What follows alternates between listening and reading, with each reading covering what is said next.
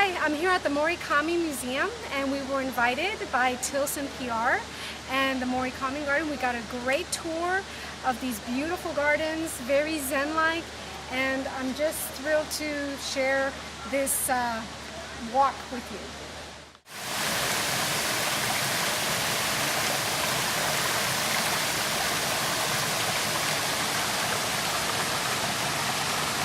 My name is Tom Gregerson, and I am the Cultural Director here at the Morikami Museum and Japanese Gardens. This is called the Chie no Wa, or Wisdom Ring, and this is a gift of the city, from the people of the city of Miyazu. Miyazu, Japan, is a coastal town on the seacoast, on the coast of the Japan Sea in northern Kyoto Prefecture. And Mr. Morikami and a number of the other settlers from the Yamato colony came from that area.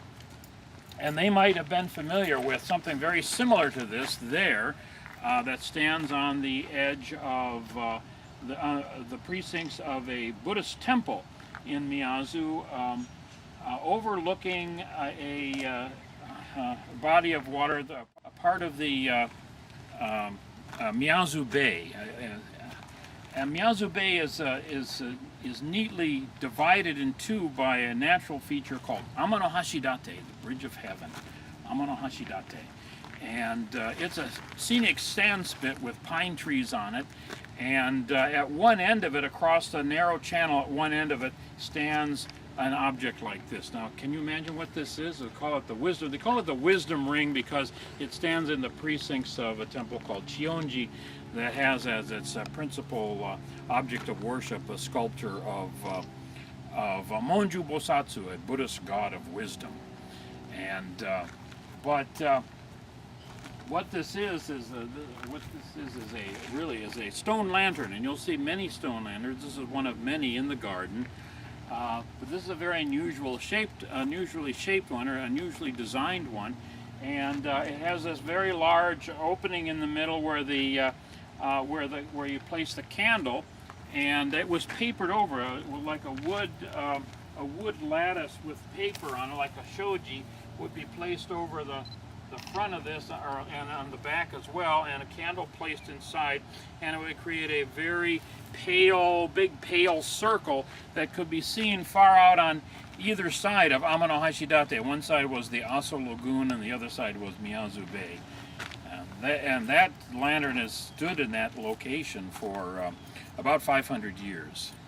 So it's become, this lantern has become sort of a, along with Amano Hashidate itself, an important city emblem.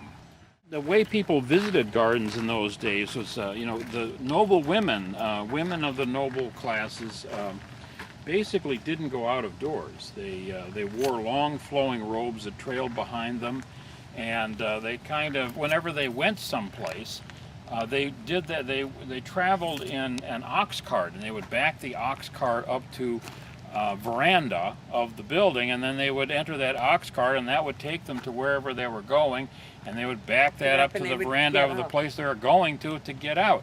So the way they visited, so the garden like this would not be something that they would enter by walking paths as we're doing.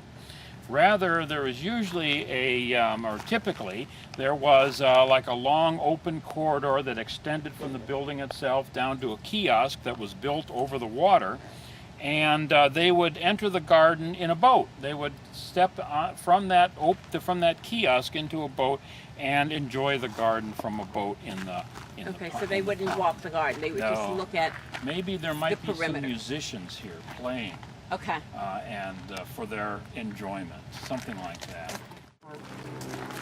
The whole idea of the park was sort of a Western model, and the idea of a public park was sort of a foreign idea to many other people, and it was so in Japan as well.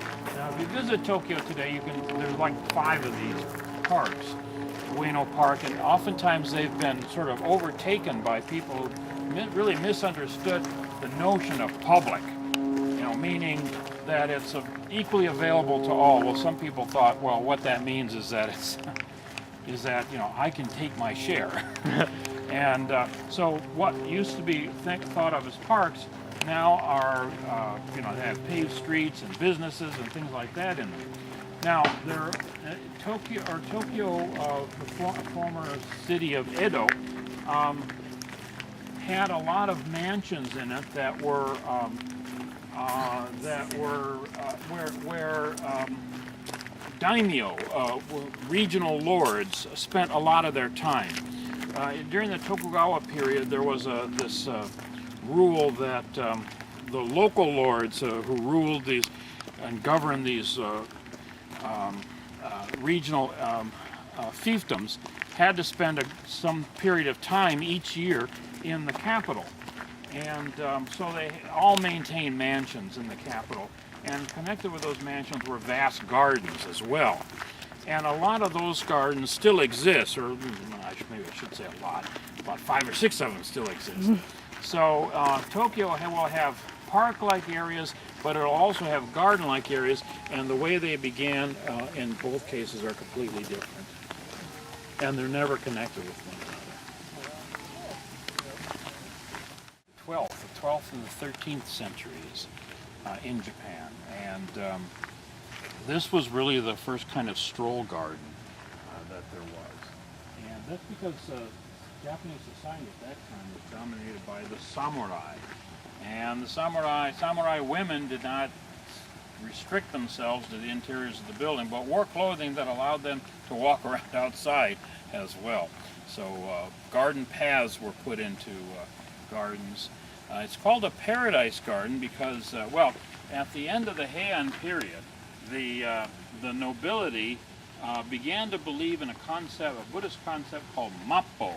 Mappo was the end of Buddhist law, and this was foreordained in Buddhist scripture. It was unclear as to exactly when it would be, but in Japan they began to think that it was right at that time period in the beginning of the 11th and 12th centuries, and they began to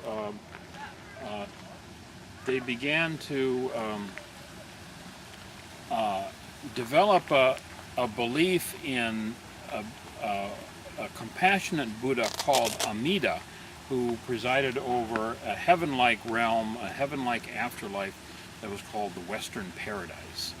And they believed in that, and that salvation is being reborn into the Western Paradise as a means of looking forward, because in Japan there was a lot of turmoil, as you can imagine, as the noble classes sort of gave way to the samurai classes for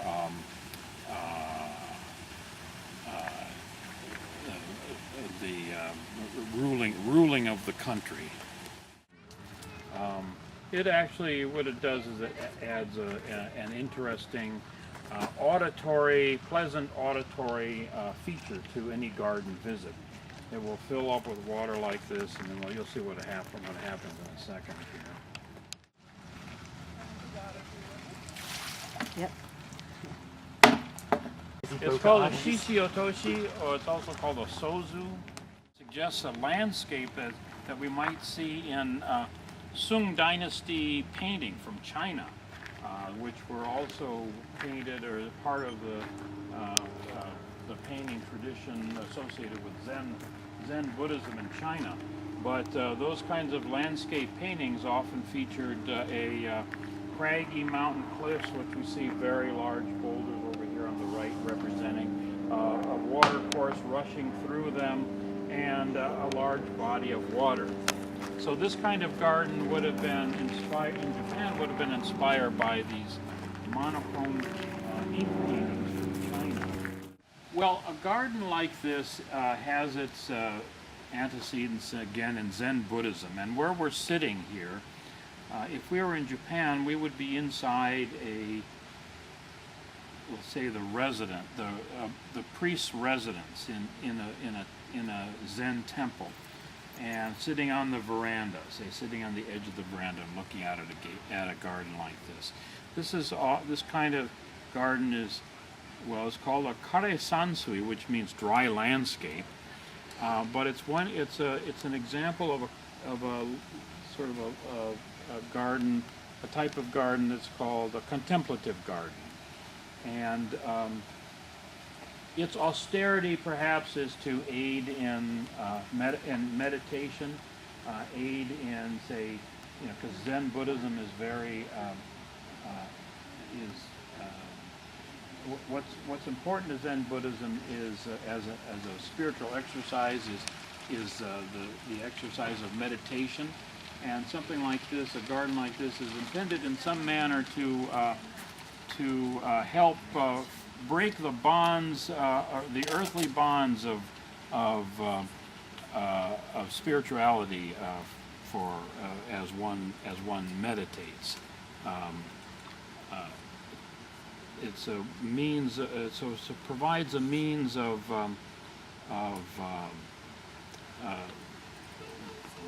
breaking the attachments to this world. The enlightenment through introspection. Oh, This has a great deal more foliage, and these are azalea bushes, and sometimes they have blossoms on it, because there are a few azalea blossoms over there. This garden also features a concept called shakke in Japanese, and that's borrowed scenery, in which elements that are kind of perceived as being part of the garden are actually located physically outside of the garden, like those trees over there in the distance or the museum building.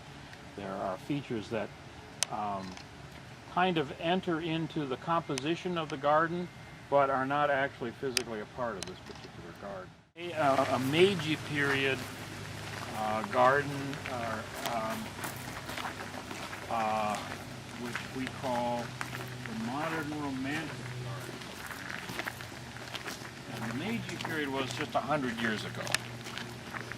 So sometimes Meiji period gardens also incorporated Western garden ideas, but this is something that mimics in a more self-conscious manner, I think, nature.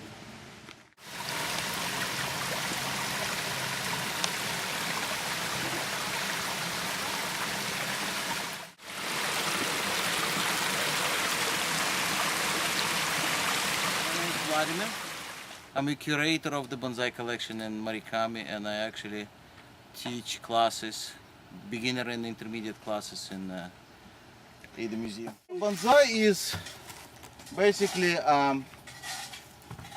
artistic representation of mature tree in nature. It's not really a scaled down version of the tree, because that wouldn't look right if you take big tree and bring it to this. Leaves are usually bigger in bonsai. It's more of a artist's impression, artist's feeling, what message he wants to convey, what he wants to enhance, what he wants to hide in a tree. It's really exaggeration, like any art, pretty much. It's like, look at that tree that has all these roots sticking off the ground. That's what artists that originally designed the tree try to show, those roots. I planted them deeper a little bit today because we're restyling them. Every tree needs work. They change. They grow, they living, breathing things. Okay, so they grow, and branches die, trees die occasionally too. We try make sure it doesn't happen. But branches die, tree gets too big for the pot, needs to be repotted. Trees get root bound, they need to be repotted. There is different techniques we apply to create bonsai. And it's pruning, wiring, repotting, watering is a technique. Fertilizing, believe it or not, it's a technique. Okay, displaying is an art. It's a totally different art.